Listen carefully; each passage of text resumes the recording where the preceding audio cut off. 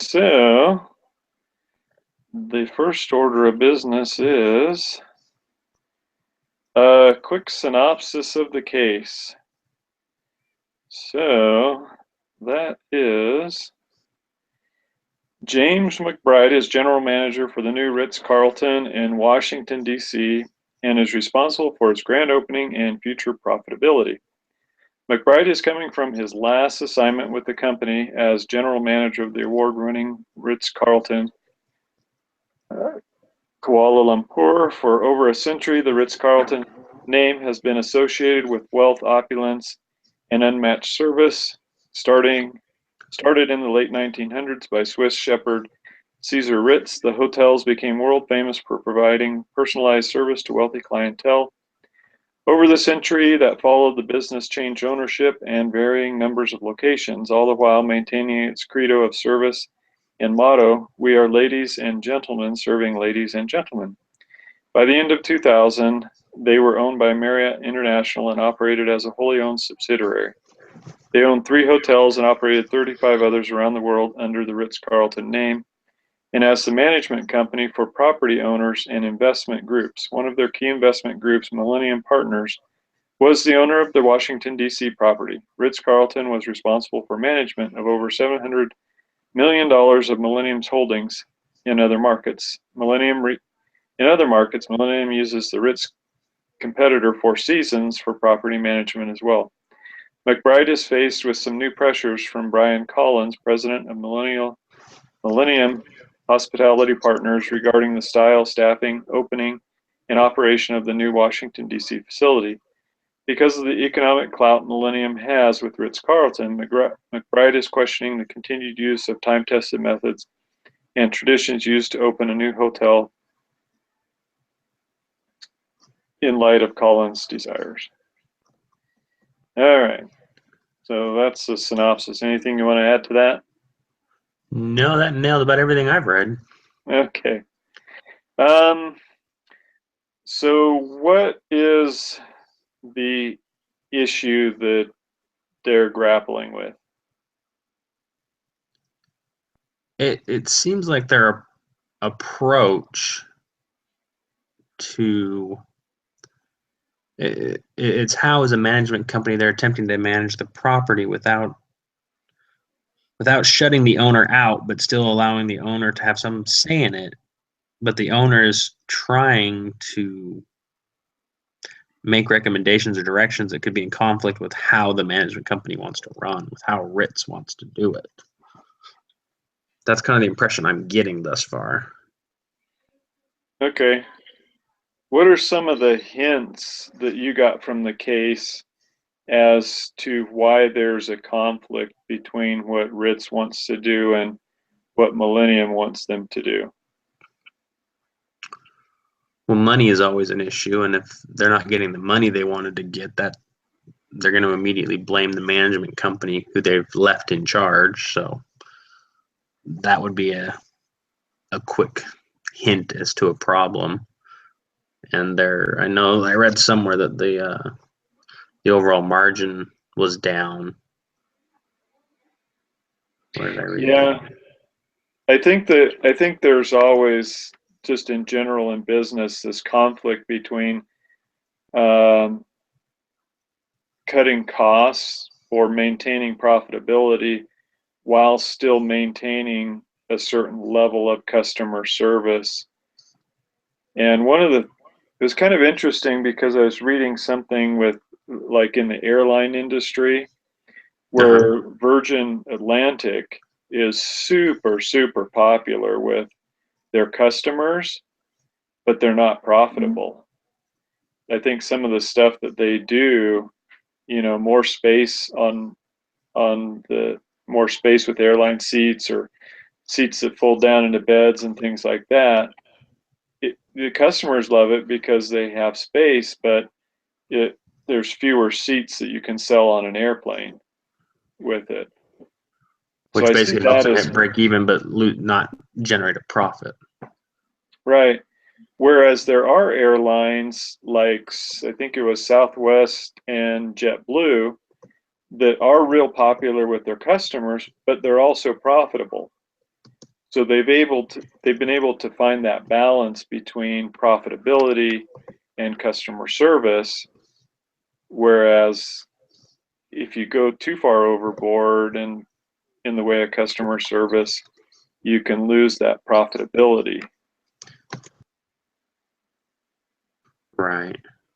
Because you're either spending the money to give them the level of service they want without offsetting the cost, or you're not generating the revenue that you could have generated. Yeah, I'm kind of looking forward in the case study here, and it was the average price per room and where it compared Four Seasons with Ritz. Here it is. It's Exhibit 2, Key Operating Statistics for Ritz-Carlton and Four Seasons. And you can see that the trends, their occupancy rate, so for 99, Ritz-Carlton was 75.4, 72.5, 76.7. So their occupancy rate has been somewhat consistent in that 72 to 76, but then their average daily rate for Ritz-Carlton went from 187 to 194 to 202. So that's good. But it's still quite a bit lower than Four Seasons. Four Seasons went from 243 to 248 to 266.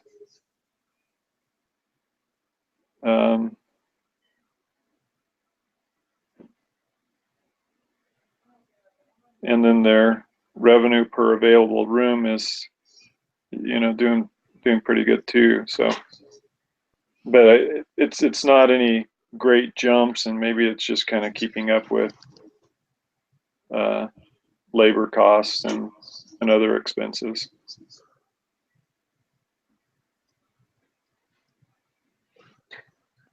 So that's definitely an issue between customer service and profitability. The other thing that I kind of saw with the whole issue with the artwork. Yeah, that's the area I'm reading right now. Yeah, I kind of get the feeling that this Millennium company, because they work with Four Seasons may be viewed as more of a contemporary property versus Ritz-Carlton that might be viewed as, kind of an old style traditional property. Yeah, luxury and opulence. Yeah. It was kind of in my case study, in my conclusion, I kind of wrote, because I've experienced both of them. When we were an ADT dealer, ADT had one of their annual dealer conventions at the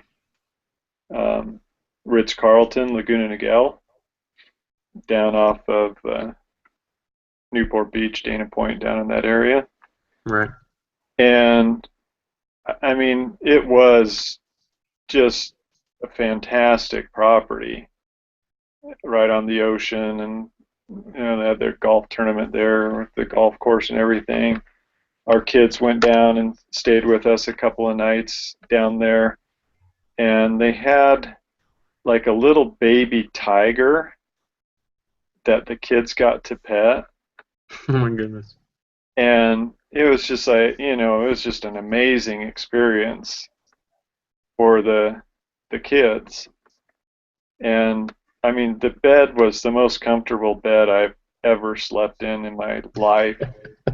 And the room was really amazing, and everything about it, the food, the service. I mean, there was somebody there offering you stuff. It wasn't like you were like looking for stuff. You know, they were always offering you stuff, you know, cookies and drinks and all kinds of stuff.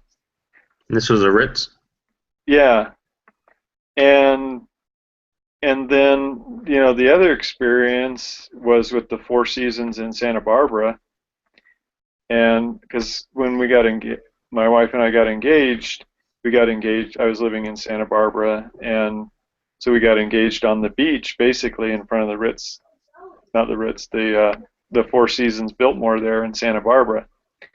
And so for our first anniversary, we got this like, you know, weekend package or whatever, you know, it's a discounted package and everything. But when we got there and they're like, oh, is this a special occasion? Oh yeah, it's our first anniversary.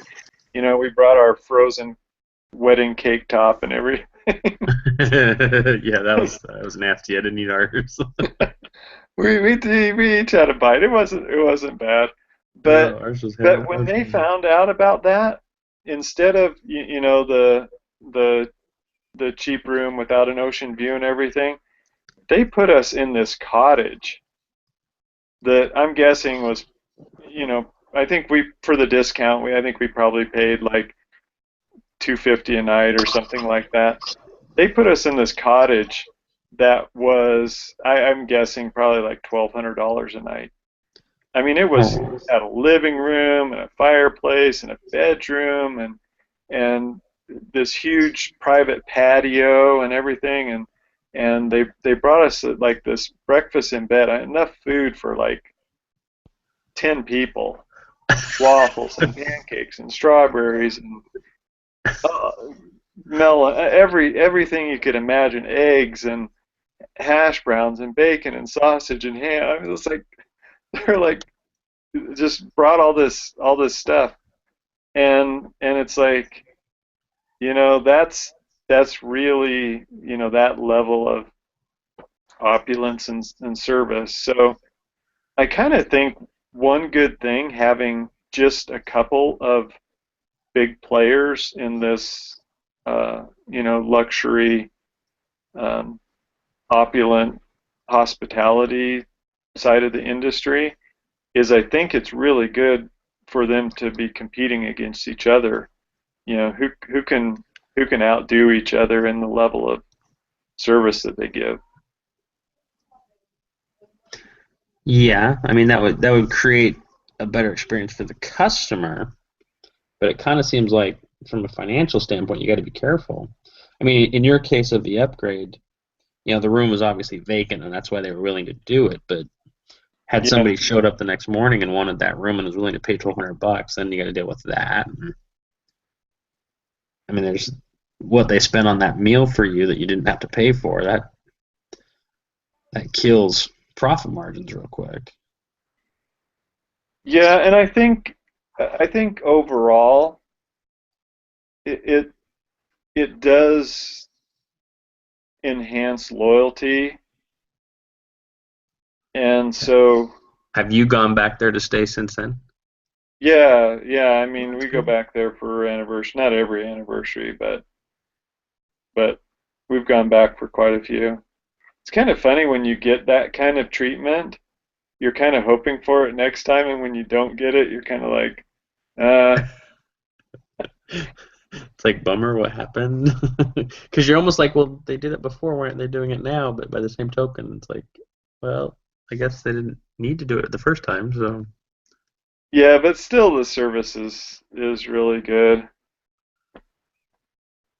So, um, I kind of think that it is good for millennium to be pushing Ritz in that kind of direction, to be more updated, less kind of pigeonholed into, you know, whatever perception that people may have. Right. So, and the thing with art, you know, they spent $2 million.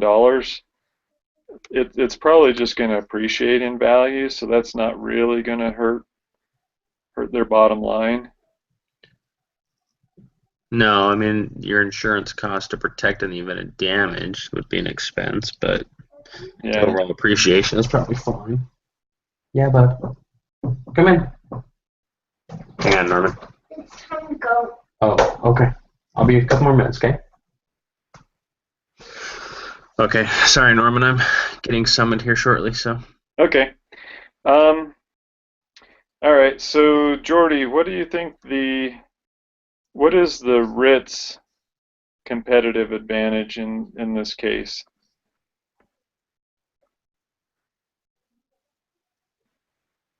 I didn't even hear him jump in. Yeah, he's there.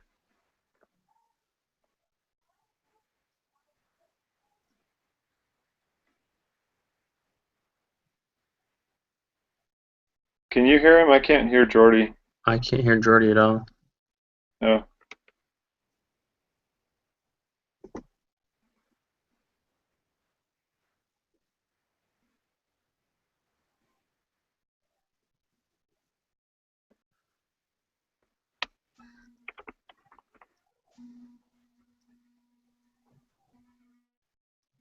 He typed he can't hear us, and we can't hear. Try logging off.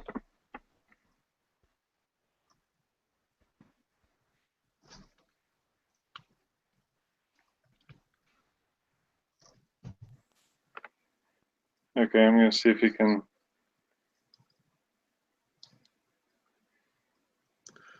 Yeah, see if you can go in and out and come get it resolved.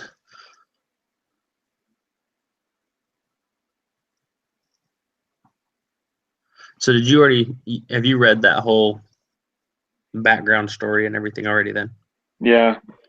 Okay.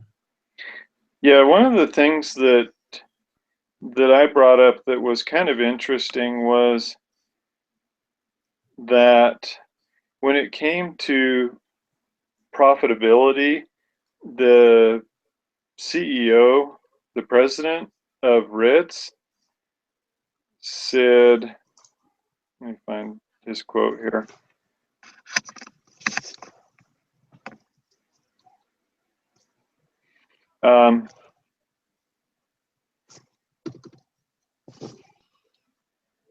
So Millennium wants to, increase profitability. One of the big things is getting up to the target occupancy rate of 80% as quickly as possible after opening. But then there's a quote by the Ritz president, Horst Schultz, which says, "We are not in the hotel business. The hotel business is about selling rooms, selling food, selling the bar. We do those things incidentally, but our business is service. We charge for service. Our commitment to our customers is excellence in service. Service is our profession." So it almost sounds like it's service above profit, which, Millennium is a investment group. They're interested in some profit, not necessarily the. I think they understand that, the high level of service is what attracts people to the Ritz-Carlton and to pay high room rates. But Yeah, I how don't do you know. explain that to a third party outsider who's, they need to have a profit. They need to see the profit. Yeah. So, Yeah, the thing I read when I did some research on finding the balance between customer service and profitability, the real big thing that companies are having issues with is customer service. They said all the research shows that higher customer satisfaction means higher profitability for a company in the long term. But it yeah, is how a long is very, long term? it didn't really say, but the thing that they said really hurts companies' long-term profitability and customer service is the demand for shareholders for quarterly growth and and growth in profitability, growth in revenue. And the way to do that short term is to find efficiencies, which is good, but also, downsizing brings short term profitability and growth in profits and things like that. And so management has, Wall Street breathing down their neck looking for those goals, and those goals are in stark contrast to what you need to do for customer service. So Well, yeah. I don't know. It's kind of hard, given this case study where we're dealing with, you've got the frontline man who is a management company and not technically holding the asset, trying to, like the CEO said, sell a service, yet he's managing the asset for another party who is looking to generate the appropriate revenue. So it's kind of it's a conflict of approaches,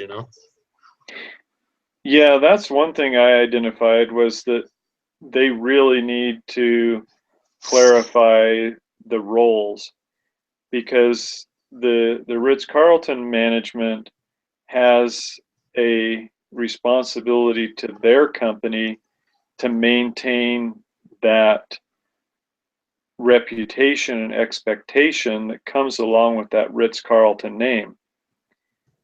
So, they can. It's their name on the building, right? Right. And if they cheapen that name, to make this one company, Millennium, happy in the short term as far as profits, then they've really done a disservice to everybody else that they're managing properties for, as well as to the value of their company. So yeah,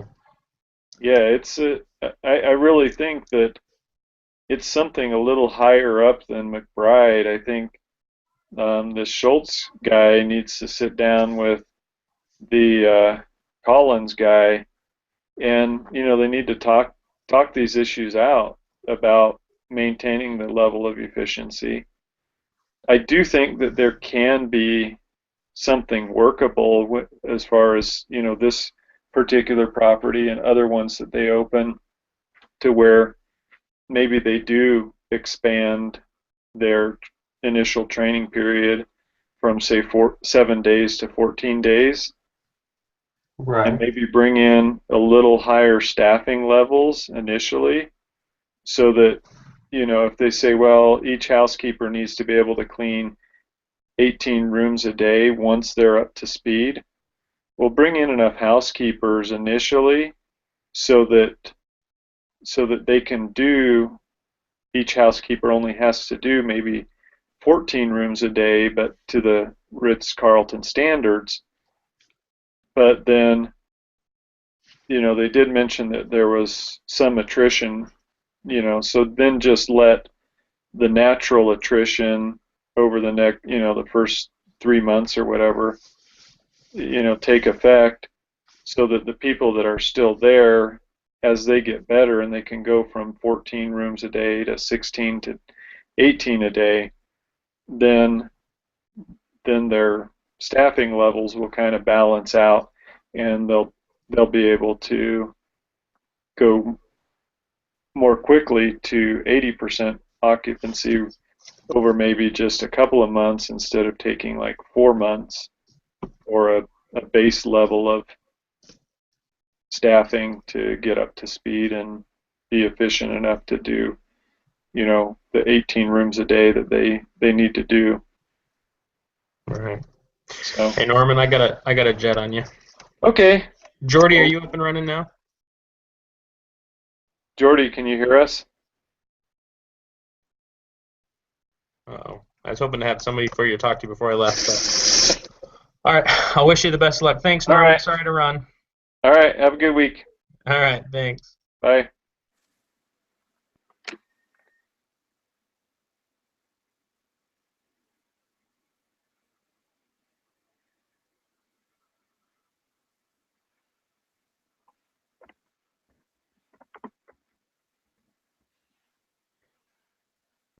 Hey Jordy, can you hear me?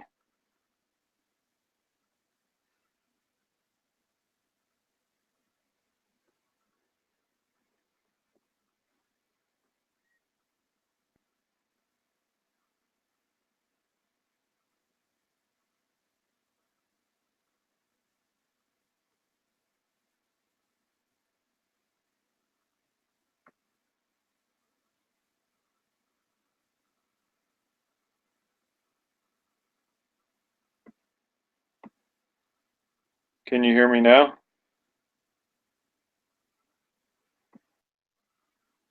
Can you hear?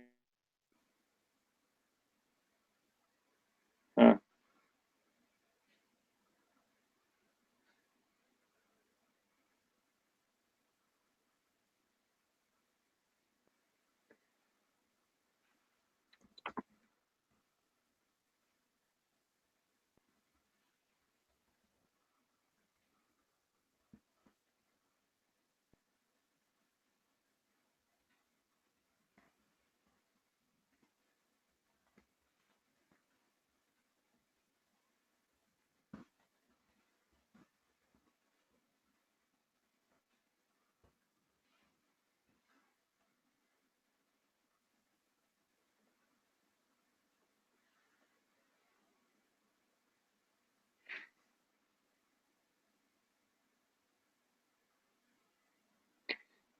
Jordy, can you hear me?